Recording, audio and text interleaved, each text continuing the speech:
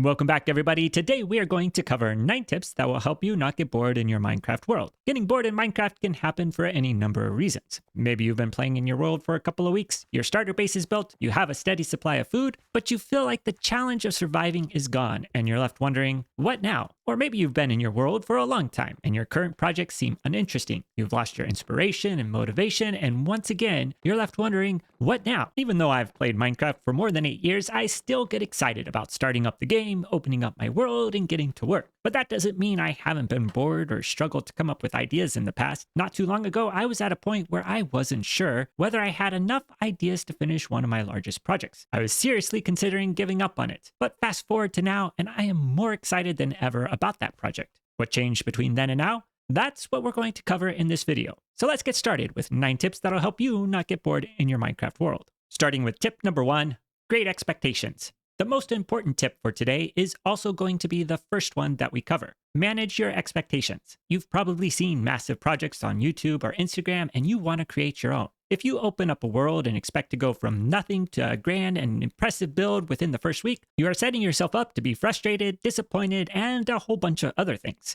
Is it impossible to do? No. If you have nothing else to do, it could probably be achieved. But if you want to sleep, or eat, or need to go to school or work and cannot play Minecraft 24/7, it would be very difficult to do. So the most important tip to avoid getting bored with Minecraft is to start your world with reasonable expectations. Build a simple starter base to get you going. As you upgrade your base and gear, you can then start taking on bigger and bigger projects. Have a plan, but be flexible. If you set achievable goals and then meet your goals, you will continue to be motivated to reach the next one. But setting up achievable goals may not be enough to keep you from getting bored, which takes us to tip number 2.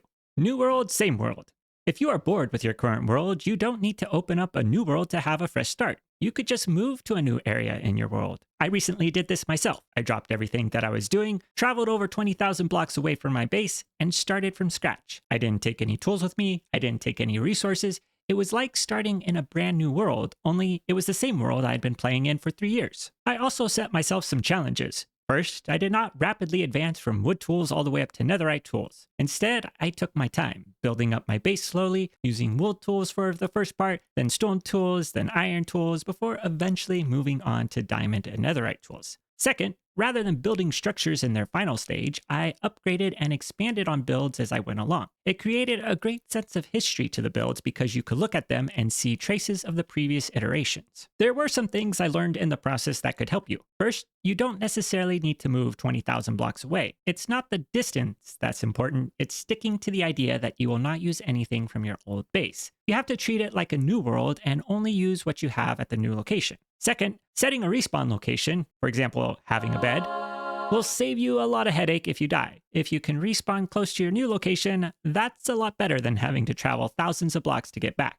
If a new location is not enough, then maybe you need tip number 3, the palette cleanser. When you're building in the same style over and over, it can be easy to run out of ideas and get bored. What you need then is a palette cleanser, something to change up what you've been doing in the past. That sounds good, but what does it really mean? Well, I like to try out different building methods as a way to mix things up. I'm not always successful in my attempts, but building in a different style is a good way to try something new. If you usually build in a medieval style, try building modern designs. If you like fantasy builds, try your hand at building in a steampunk style. Not only will this give you fresh ideas, but you can also learn new ways of building that can be applied to your favorite styles. This in turn will spark inspiration for projects that you were previously bored with. You can also pair this with the second tip and use the new building style in the new location. Fresh scenery, fresh builds, fresh inspiration. But what if you're lacking inspiration? Well, then you can use tip number 4, easy inspiration.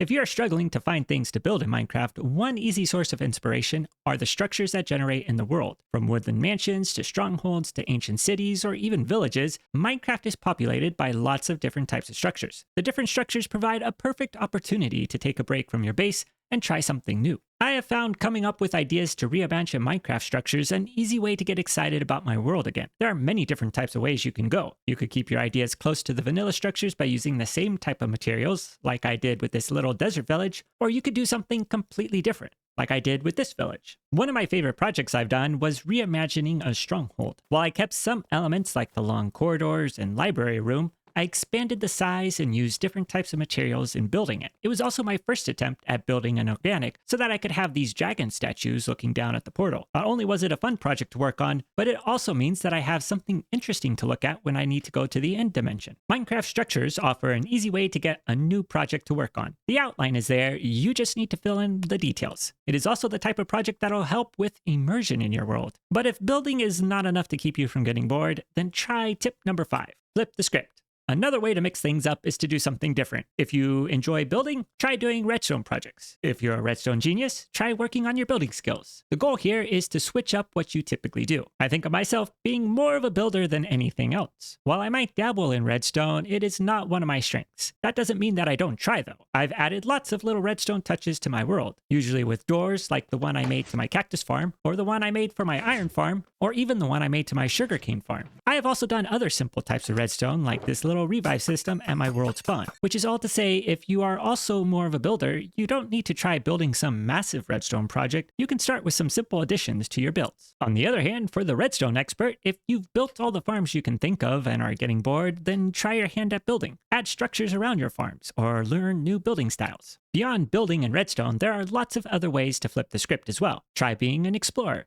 Set off in your world and see what you can find. Or you can search for and raid ancient cities, trial chambers, or end cities and collect all of the loot that you can find. Or you can try collecting massive amounts of resources. There is something very satisfying with having chests overflowing with materials. The great thing about Minecraft is that there's not just one way to play the game. If you get bored of playing it one way, you can always try a different one. Doing so lets you take a break and come back refreshed and ready for the next project. If you have trouble coming up with your own objectives, then you need tip number 6, the checklist. If you're a completionist, then another way to add some interesting challenges is to go through the Minecraft advancement list. Back in the day, I'd play through console games with a friend. We would try to unlock all of the achievements for whatever game we were playing. Some would be easy, some would be quite difficult, but it added another layer to the game that kept us coming back. While I've played a lot of Minecraft, I have yet to get all of the advancements unlocked. But if you're looking for a challenge, if you think Minecraft is just too easy, then try your hand at the advancements. Just by playing the game, you can get a lot of them unlocked automatically. Others may require a little bit of work. If we take a look at the advancements that I've completed, I do have quite a few done, but there are some ones that I still need to do, like this one for the smithing templates, or this one with the crafters, or this one which is falling from the world height to the very bottom of the world and surviving. I don't even have the one which is looking at a parrot with a spyglass.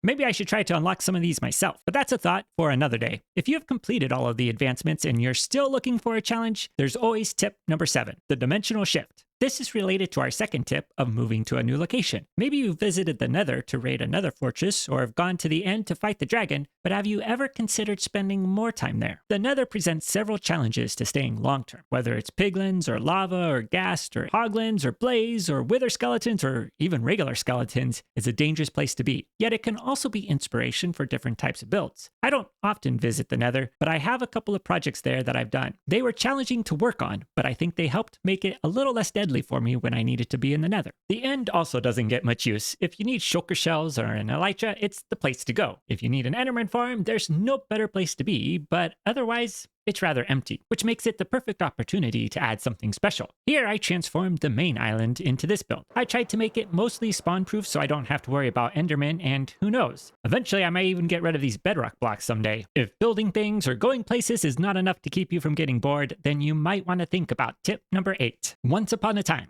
Lore, backstory, history, it can be called many things, but coming up with a story for your world can help keep you interested in it. You don't necessarily need to have a particularly deep story, but having something will give extra meaning to the projects that you do. For example, when I first got a beacon in this world, I wanted to make it special, so I created this little blacksmith build to be able to craft up the beacon. Was it necessary? No. Did it add to my starter base area? Yes. Another example is the structure built for my bamboo farm. It was different than the other builds I had done in this area, and I received a comment on the video with the suggestion that it could be an older structure that was set apart from the city around it. That idea inspired the creation of this foggy ravine. For my wool farm, it uses some bamboo trapdoors, which are not found in any other parts of this city. I've always thought of it as the wool merchants who use this building, deciding that they were better than those around them, and they deviated from the established design rules everyone was supposed to follow. These are just some examples of simple stories that you can use to add extra meaning to your builds. There are many ways that you can use lore or story. It doesn't matter whether you're playing in a single player world or on a server, whether you're building something to share with others or building it just for yourself. Having a story or an explanation for why something is there will make it special to you. If the first 8 tips do not help you avoid getting bored, then you should think about tip number 9.